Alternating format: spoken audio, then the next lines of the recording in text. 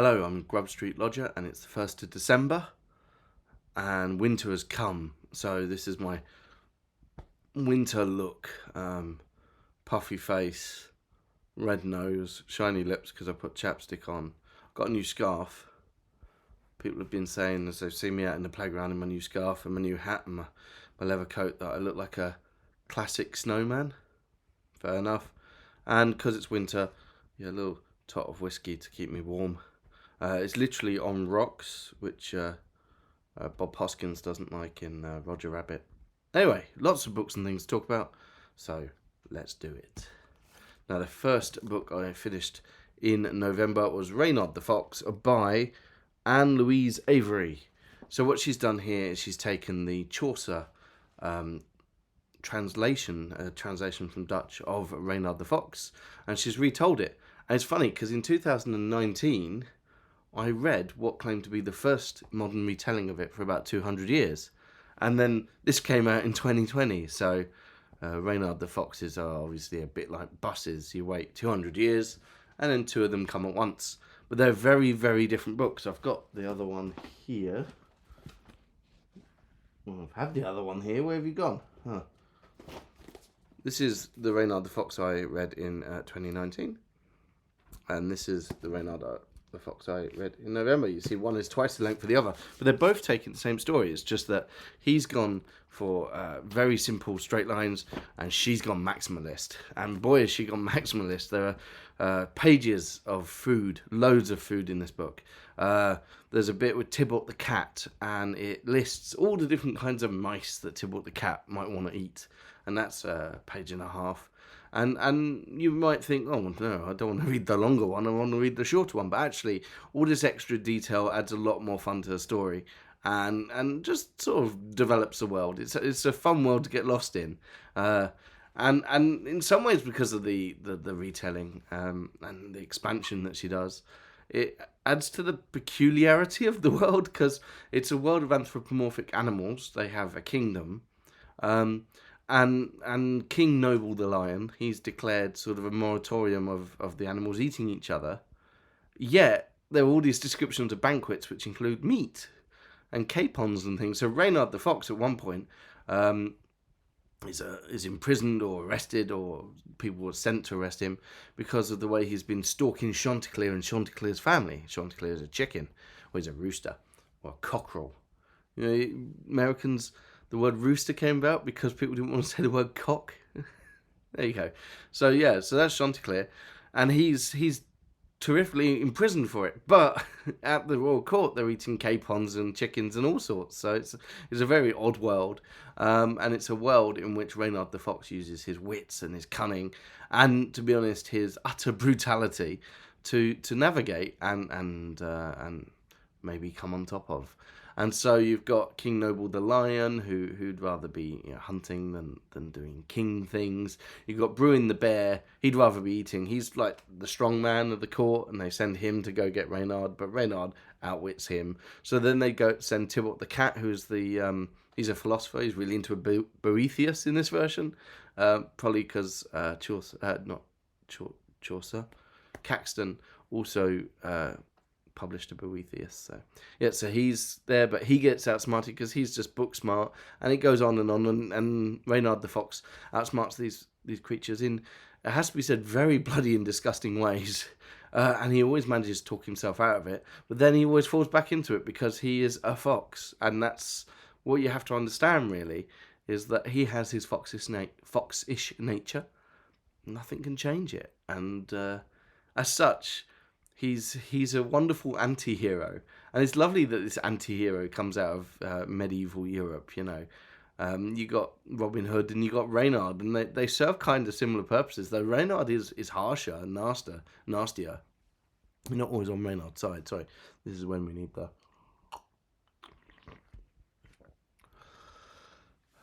See, warming, very warming, and yeah. It's a wonderful retelling. It's really good. I completely got lost in the world of Reynard while I was reading this, and I loved it. And I recommend both Reynards because any Reynard is good. But if you're gonna get one, I'd get this one, even though it's longer, because it's good fun. It's very good fun. It's really good. Now, next, I read whilst a storm was raging. It was Storm Babette, Barrett, something like that. I read The Storm by Daniel Defoe. And it's his first full-length work. And it comes at a really interesting time because William III has been his patron. And he's been writing articles and pamphlets and little books and newspapers and all this sort of stuff whilst trying to run his own businesses. And then William III dies, he's lost his patron, and he writes The Shortest Way with Dissenters, which is a really sort of vicious sort of mock attack of dissenters, of which Defoe was one. And he ended up being arrested, and he was imprisoned. Now, they didn't use prison as a punishment itself. He was in prison waiting to be put in the stocks, or the pillory, actually, where you put your hands and your head in. And he was put on the pillory, and people had died going on the pillory. People were hit with bricks and punched and things thrown at them and all this kind of stuff. But people threw flowers at his because he'd successfully arranged a PR. Unfortunately, his business, which was selling roof tiles, had gone down. So when he came out of prison pillory, he had to sort of start all over again. And about the same time, there was this massive storm. A massive storm which blew down loads and loads of roof tiles. It would have been really useful to him if he'd still been in business, but alas, he wasn't. So he made his money out of the storm by writing about it. And so he essentially sent out an advert saying, hey, all the people who we can trust, send us what happened in the storm and we'll compile it. I'll compile it and turn it into a book. And that's what he does. And it's very tiptoey. Daniel Defoe in it is talking very much about, I have to tell the truth. This is all about the truth. I'm not, I'm weeding out the ones that seem false. I'm putting them together to correlate each other. It's all about truth. And it's funny because as time goes on, he writes Journal of the Plague Year, which is a big, bold mixture of truth and fiction.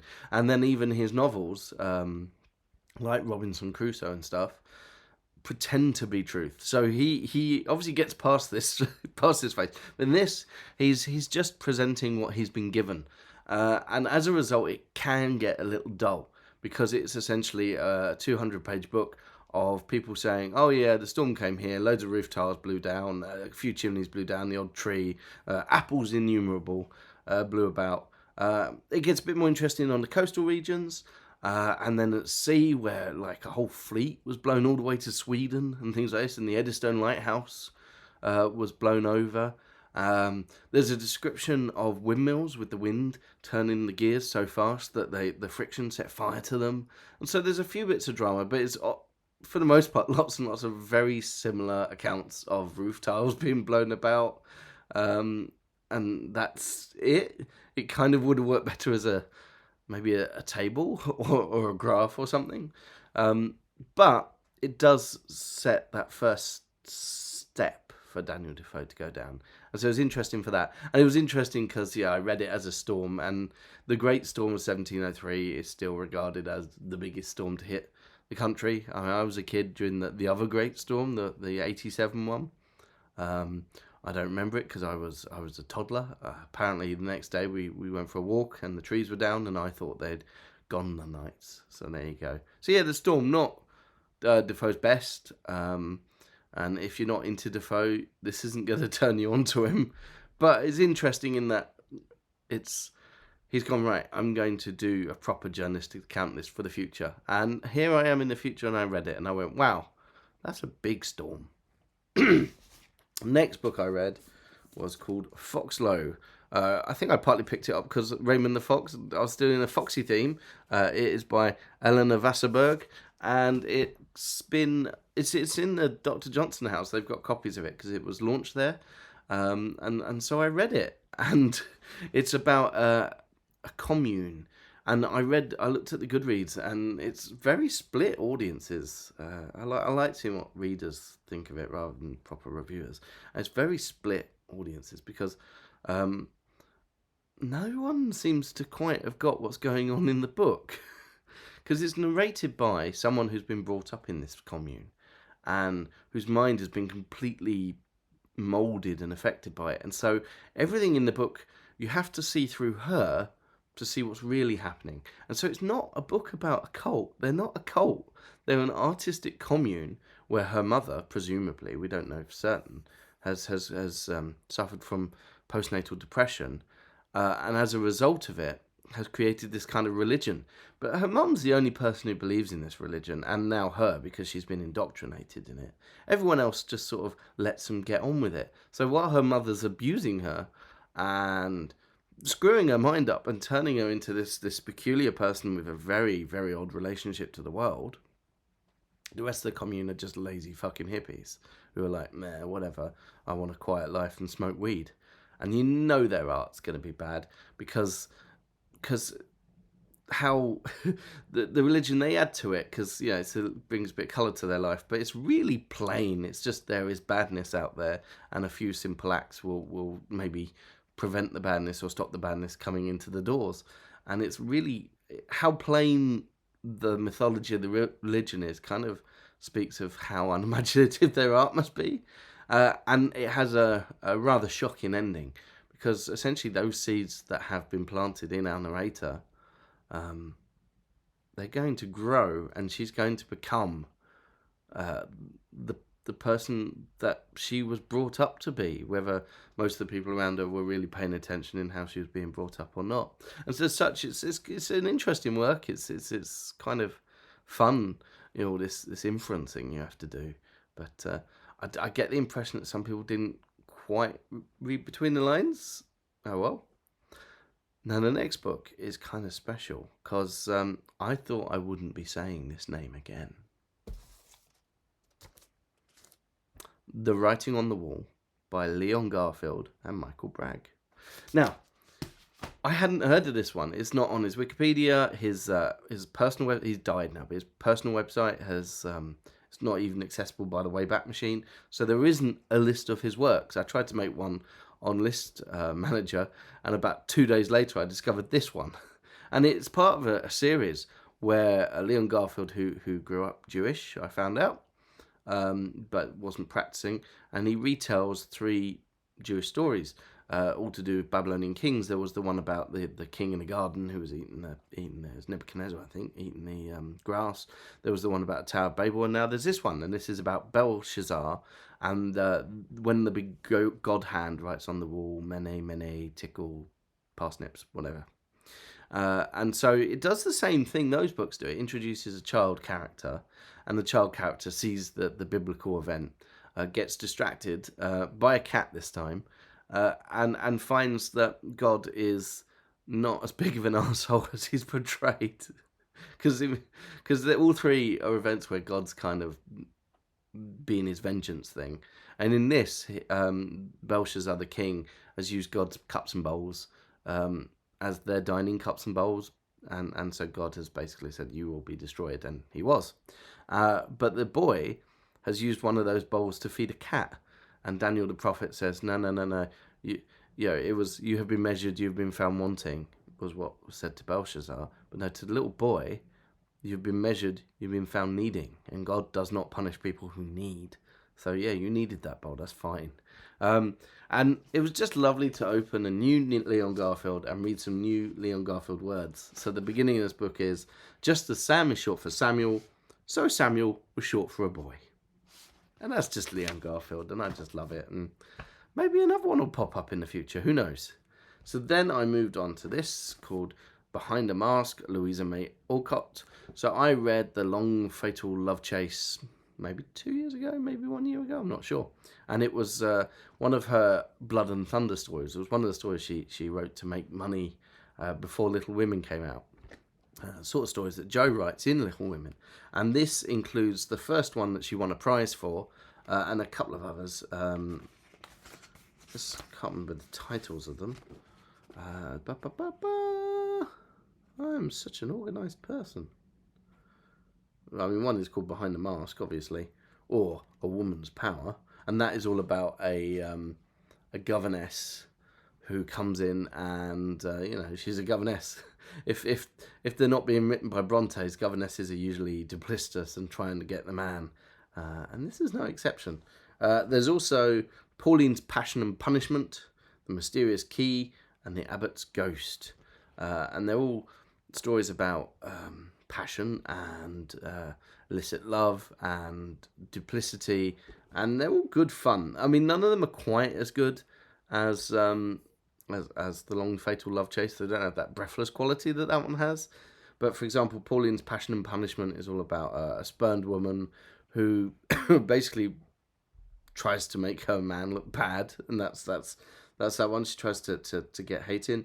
Then there's one all about, I can't actually remember the mysterious key. Oh, that was the man. Yeah, that was a little bit like the young Baron. It was about the guy who'd was the secret lost son of someone. And then the best one I thought actually was Morris's Temptation, the Abbot's Ghost, in which the ghost was actually a couple of people bunking off to another room to do it. So there you go. So I went from there to something kind of similar, in that The Hangman's Daughter and Other Stories by Daisy Ashford. Now, Daisy Ashford wrote The Young Visitors, which I read in January, when she was 9, and it was her attempt at writing an adult novel, even though she didn't have an adult understanding of the world. And here's some of the other ones she did. And so there's one she wrote, well, she dictated when she was 4, which is all about what she thinks it's like to be a priest. And the priests have a lovely time. It's like going to school. One of the priests and the Pope go to the theatre together and go to a little club and play games, and it's very sweet. But the other two are written when she was a little older. So when she was 13, she wrote, what's it called? She wrote Where Love Lies Deepest, which is a weird story because it's all about a woman who turns down a man, and she seems right to turn him down because he's weird and creepy. But we find out at the end that he was supposed to be the love of her life, and she basically has thrown it all away. Very 13-year-old logic, lots and lots of stuff about dressing. She's obviously got into clothes at this point. And then the longest one is The Hangman's Daughter, which has a few, I'd almost say Dickensian elements. I mean, it's inept, but there's The Hangman's Daughter. The hangman is murdered on his trip to hang someone. And the hangman's daughter has been sort of getting close to this very nice but slightly bumbling man called Orville. And Orville is actually one of the plotters. So there's a obviously evil one and the nice seeming one. And Orville as a character, a lot of his sort of tics and things, they're very Dickensian. If Dickens had embellished it, it could have made it work, I think. But, you know, it was written by a 13-year-old girl, 14-year-old girl at this point. And it doesn't quite click, but in not quite clicking, it's kind of fun. Though all three of those books aren't as utterly charming and funny as The Young Visitors. So the last two books I read were almost like interesting addenda. They weren't vital works of Daisy Ashford or indeed Louisa May Alcott. But yeah, not bad. Then I went to some non-fiction. I went for The Cockney by Julian Franklyn. This was written in 1952. So that's about the time when Cockneys are sort of going. They're moving to Essex. And then he includes in Cockney not just the EastEnders, but, you know, like the Camberwell Cockneys, the South London Cockneys. And they're all going down Sussex. And many of them are forming the antecedents of my families. And so it's a book about Cockneys written just as the Cockneys are disappearing.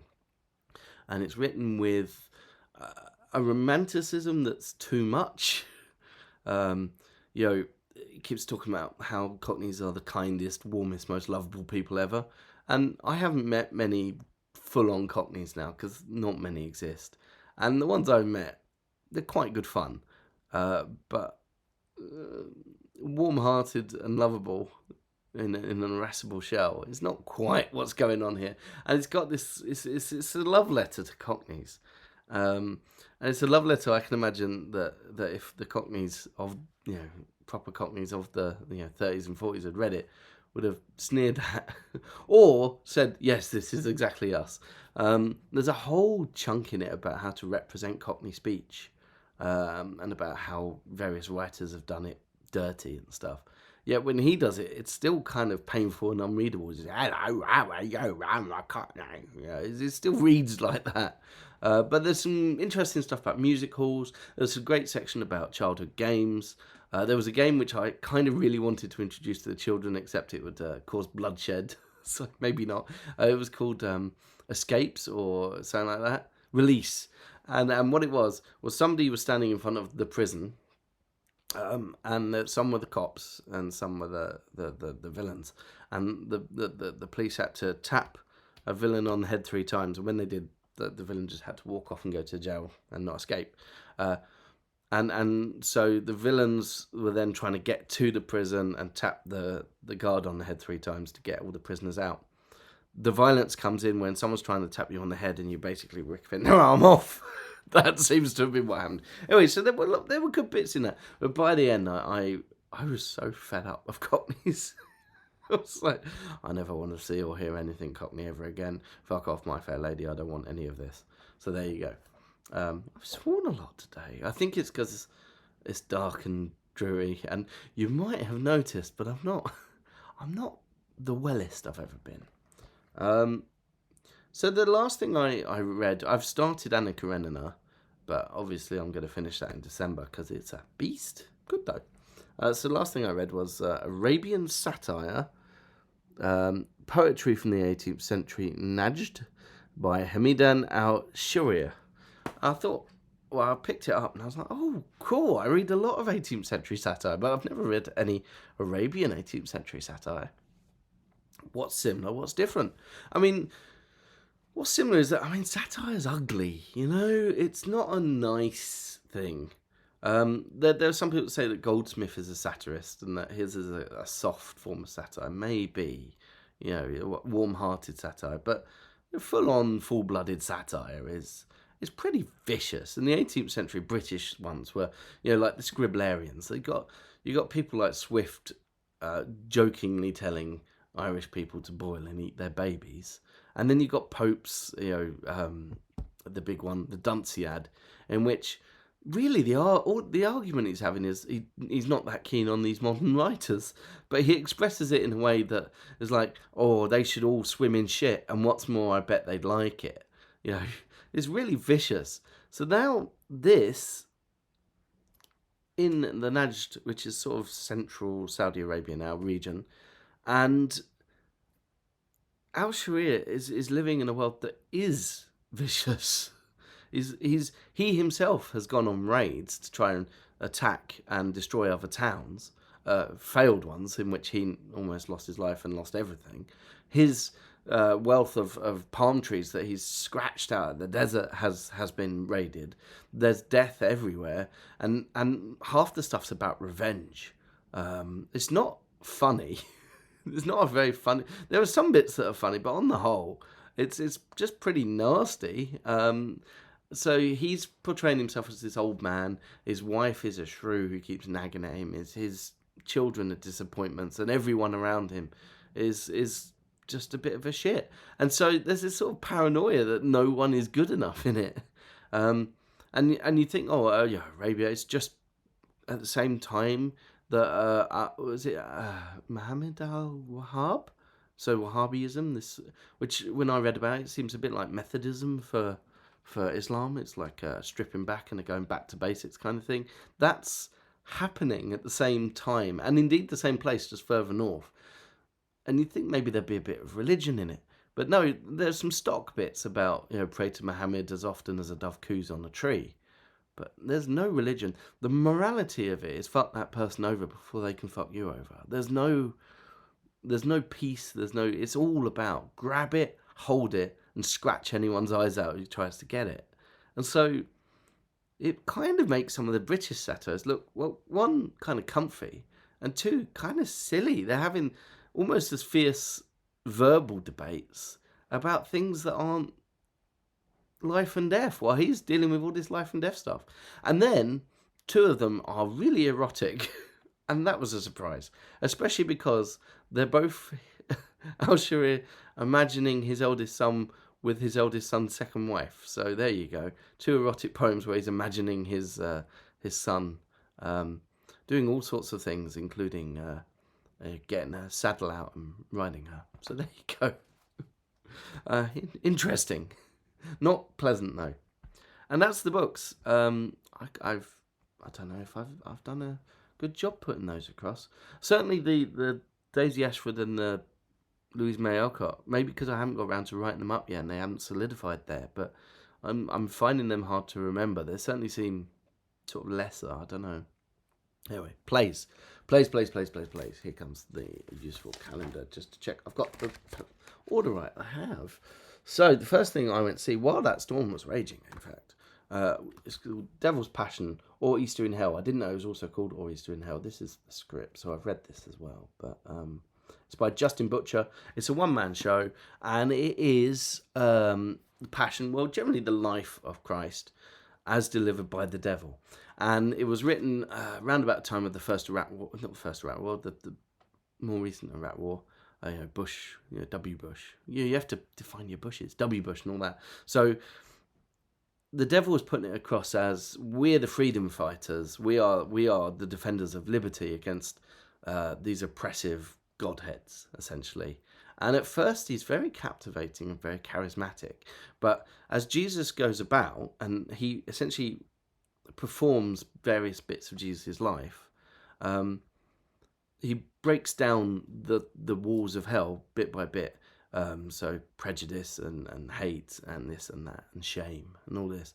And as it goes on, the devil gets more and more pathetic because it becomes more and more obvious he's not some great freedom fighter. He's just a selfish little man who's got all these minions on his side.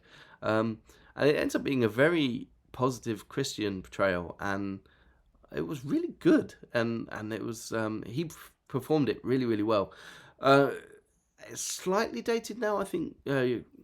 All the Hamas stuff has now come out, and all the war between Israel and Hamas and all that. And then I think a rewrite could include some of that for more modern performances. But no, it was great, and he was very captivating, and it was worth going out in the storm for. And the next play was at the Hampstead Theatre, which is the easiest theatre for me to get to. It was called To Have and To Hold. It was by Richard Bean, who wrote Two Men, One Governor, and One Man, Two Governors, or whatever it's called. And it was directed by Richard Wilson, Victor Meldrew, and it had in it actually some people I've heard of. Alan Armstrong, who was in what was Alan Armstrong in? He's in all sorts. He's in Old Dogs, New Tricks, and this guy whose name I've forgotten. I'm doing really well on this. He was Moxie in Alfie's Same Pet, and he's also, I like them, and I recognise her as well, but I can't remember where from. And so a very good cast and director and all this, and it was a really fancy event. They gave me salmon bagels and all sorts, and a script, and that was very nice. And it was a comedy about two 90-year-old parents who were living in a small village in Yorkshire, and they just couldn't get on anymore, so their children had come up and they were essentially discussing the future and how they were going to go forward. And, old resentments about people, leaving the town and all this kind of stuff come up, but all funny and all, the best thing was the conversations, the circular conversations between the two parents. My parents are much younger than 90, but some of those circular conversations are ones I have seen, especially when it's like trying to remember an actress on a film and stuff like that. It was very, very well observed. The set looked just like a real house, and all the decorations, you knew exactly, as an English person, what class they were, what history they'd had, how old they were, everything, just from the set. And it was very, very good, and very slick, and it was enjoyable, it was good. Next thing I saw, I haven't got a programme or anything for. It was called A Brief History of Chairs. It was an hour-long thing, and it was in the Golden Goose Theatre, which is in Camberwell, and is, I have to say, one of the grottiest places I've ever been. It smelt like the vaults, and the vaults under Waterloo, where the Vault Festival used to be. They've closed that now, which was a great space, but really smelt. And this was a pub that smelt like that. It was terrible in that sense. But the show, A Brief History of Chairs, I think, was like a game of chicken. I was hoping that it would literally be a lecture about chairs. I was hoping you'd get to the end of the hour and the joke is essentially on you. You've gone and you've sat and you've watched a whole fake lecture about chairs, because it was clear it wasn't from an actual chair historian or anything. So it's clear it was a character. But if it just kept on that character doing that lecture and that was it, I'd have given it 4 stars straight away. It would have been top of the pile, just for bravery alone. There were 3 ways it could have gone. It could have gone that way. That would have been the best. It could have revealed more of his character through it. The worst case scenario of that, he would have broken down at the end or something and revealed, a whole other story about himself. But, it could have done that line, and I think that would have been the sensiblest, or it could have gone pure wacky. For half an hour, it held the line. It was there. I'm like, yeah. And then these 2 guys in silly wigs came on, and I'm like, oh, no, it's going to be wacky, isn't it? And it was wacky. And some of the wackiness was fun. I mean, I saw a ginger man in a bikini top doing flips, things you don't always see, but they had to go wacky, didn't they? Now, the next thing I was supposed to see was called Batsu, which is a sort of game show, I think. I mean, I didn't get to see it because I was struck down by, it could be COVID again, it could be flu. Anyway, I couldn't leave the bed for 2 days, and I'm still feeling the effects nearly a month after. So I didn't get to see Batsu. But when I mostly recovered, I went for Panto season. Cinderella at the Lyric. Now, the Lyric does pantos that don't have famous people in them, but are very highly regarded. Apparently, the Lyric panto is one of the ones to go and see. I thought that the last panto I'd seen before this had Roland Rat in it. I think I was bid 7 or 8. My sister says I've seen more since. I don't remember them. So this was certainly the first panto I'd seen in a long time, and it was very charming. This lady here, whose name I can get if I open the book, Tilly LaBelle Yengo. She was really charming as Cinderella, and it was Cinderella running like a market stall selling knitwear for rodents, and the dame had a beard, which was interesting, but the dame wasn't very loud.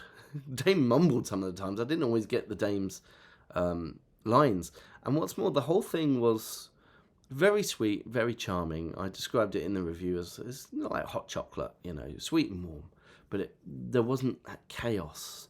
My memory of pantomime, my expectation of pantomime is that it's always about to fall apart, and this didn't have that. It was very safe and tame, but it was pleasant. A couple of days later, I went to see another pantomime, but this had a slightly stranger topic. It was Odyssey, Homer's Odyssey, a heroic pantomime, in which 5 women played all the characters. So there wasn't a dame as such, but the baddie was, they called her Circe because that book, Circe, came out, but her name is pronounced Kirky.